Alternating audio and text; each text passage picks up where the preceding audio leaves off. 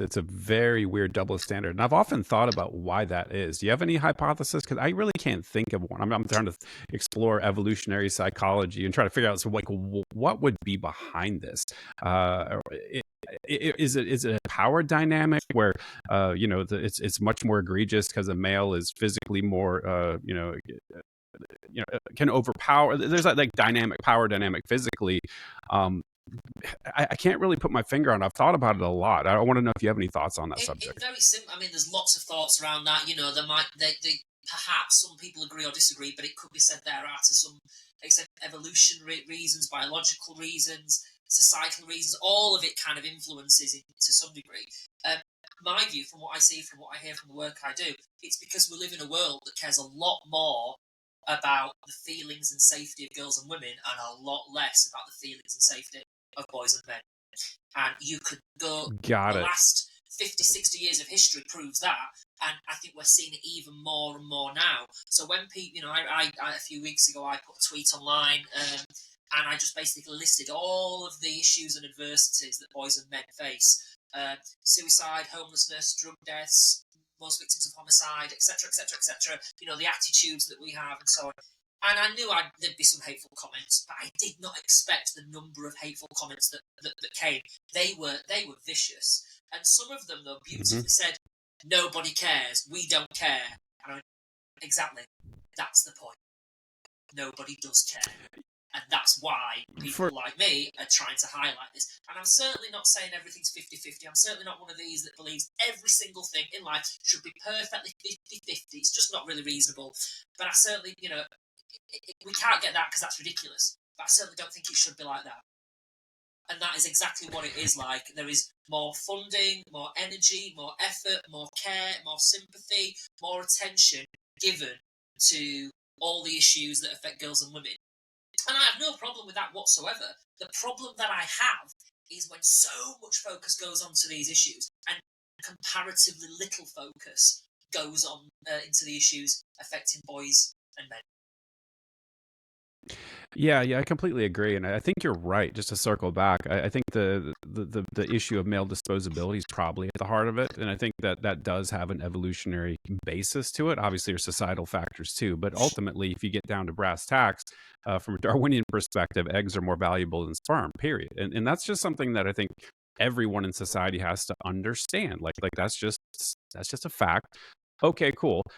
Let's move on, right? Like you can, to your point, like you can have all of the empathy and all of the sympathy and all, we're trying to provide care for women. That's great, do that. But maybe guys too, right? Like I think the point that, or the issue I have, is what you just called out. If somebody in good faith is trying to help another human being who happens to be male, and you get hate for it, right? Like, I don't care, fuck off.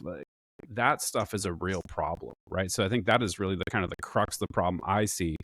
Particularly, it's offensive to me being a victim. I got the whole gamut. I don't know if you know my background, but I was sexually abused at 8 years old.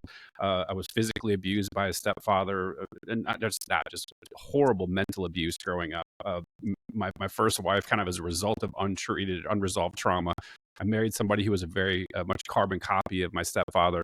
And it was domestic violence, and also she had mental health issues. A horrible person. And so I've run the gamut, and I've suffered pretty greatly from the abuse. And so when I'm thinking about it, like if somebody's trying to reach out to help me, because believe me, I didn't pursue it. I avoided it for years. I didn't go to therapy until I was in my 40s. And somebody says, no, fuck you. Like I have a real problem with that. That's just appalling. Yeah. And I think that this is, there's lots of theories behind this. One of them is, so I know exactly what some people would say, oh, you were sexually abused when you were younger. Yes, by a man, by another man. It was by another man. And it's almost, what there's two things, and it's a colleague that is in a group that I've said this, so I can't really say I claim this, but I often use it a lot, that when the focus is on boys and men experiencing pain, suffering, abuse, discrimination, or disadvantage, you can always be assured that there will be people who will desperately move the focus from that onto either women have got it worse or men are the problem. That always Hmm. happens. You can be guaranteed of it. absolutely guarantee. Here in the UK, we've been trying to get a minister for issues affecting men. I think there was less than 8,000 people signed the petition, and that's just another example that no one, men and women, just don't care. I mean, maybe they didn't know about it. There could have been more advertising. But when it was in the news, and you had a few MPs, not many, and a few people saying, "Should we have a minister, men? Should we not?" And there was some discussion on why are we even asking the question. Why do we not have one? There are plenty of issues that disproportionately and in some cases uniquely affect us. Why don't we have one? We're not saying take anything away from girls and women, not at all. Although I think that's how some people perceive it. And when Hmm. there were panel shows and people discussing this in the news and things, I watched this and I said to some friends I was watching at the time, I watched this. I said, I guarantee you. And there was a few other panelists on this. Watch this. I guarantee you, someone what they'll do is they'll either say, "Well, men are the problem," or "Women have got it worse." I guarantee it. And right on cue, that's exactly what happened. And it would be, but even if we go down that route, well, let's just say that women have got it worse. Now, how we measure something like that is a bit of a thing. I think for me, it's about saying, there are problems that women have, there are problems that men have. Let's not compete for victimhood. Let's just acknowledge the different types.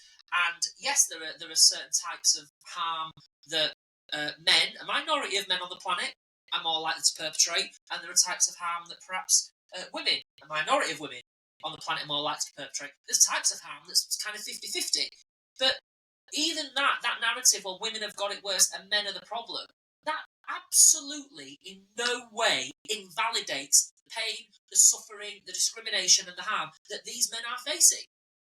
Absolutely not. If I go down the street and I'm mugged by a man with a knife and he has my money, if I phone the police, which I may or may not do, and they come out, how is it going to be helpful for them to come to me on that level and say, "Well, hang on, you're a man, you were mugged by another man, so, what? How is that helpful? What? How? So saying that just the fact that we share a demographic, would you do with any other demographics? Absolutely not. You would be condemned for prejudice straight away.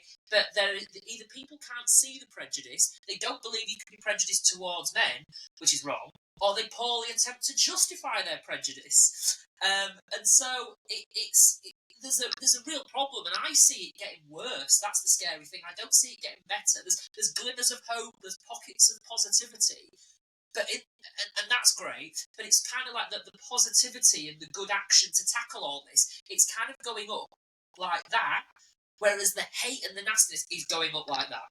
That's what I see.